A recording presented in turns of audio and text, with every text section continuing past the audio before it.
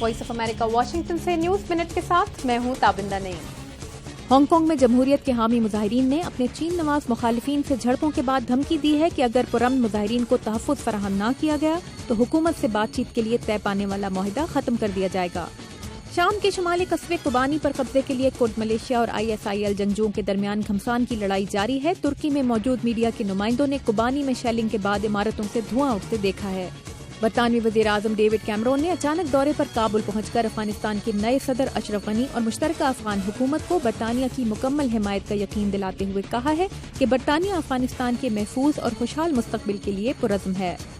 अमरीका के सेहत के हुकाम ने टेक्सास में इबोला के नए तशखीस होने वाले मरीज लाइबेरिया के शहरी थॉमस डंकन के 4 अहले खाना को उनके घर में तिब्बी तन्हाई में रहने का पाबंद किया है। लाइबेरिया में न्यूज चैनल NBC के एक अमरीकी कैमरामैन के इबोला से मुतासर होने की तस्दीक भी हुई है।